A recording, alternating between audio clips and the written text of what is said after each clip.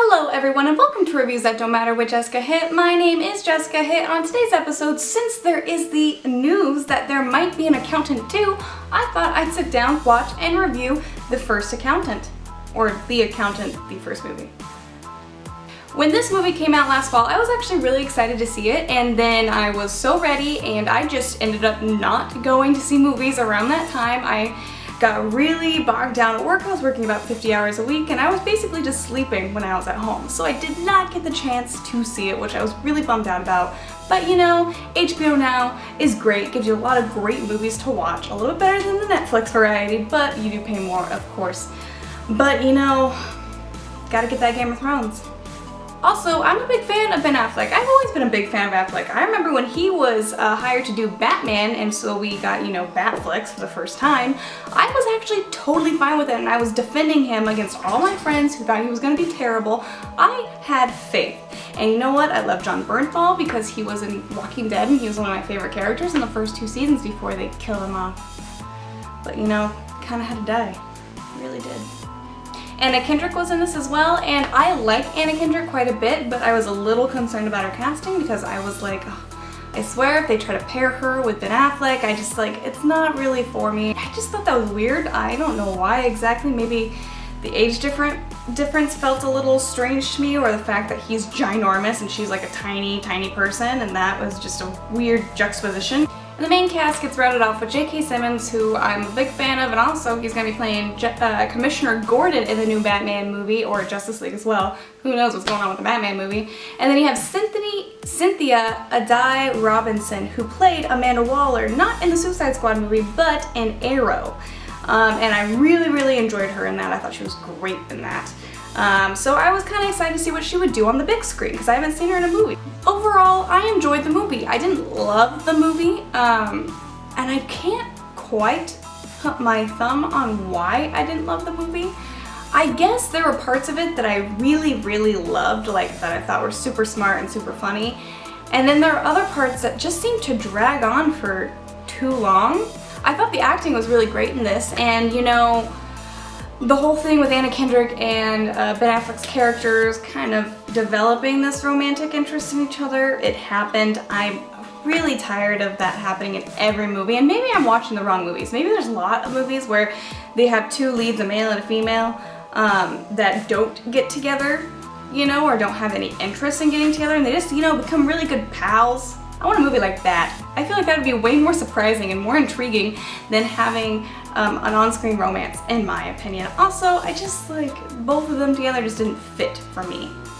But I kind of excused it in the fact that I really liked Anna Kendrick's character, and also I really liked Ben Affleck's character. I liked them interacting, as long as it wasn't romantic interacting. So the main focus, of course, is going to be on Ben Affleck and his storyline, but you also have J.K. Simmons and Cynthia Addai-Robinson's characters, who Medina and some guy I can't remember the name of.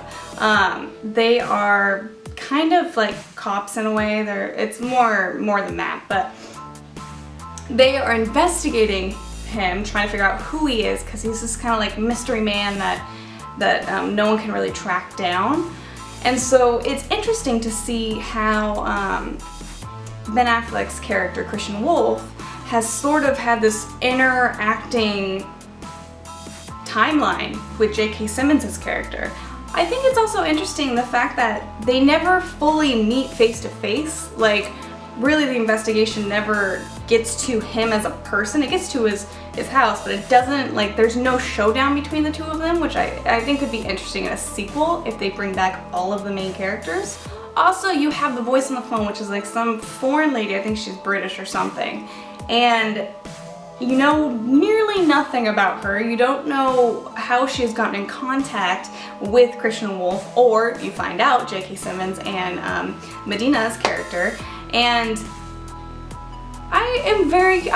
I want to know how that happened. I wanted the sequel to be more focused on that.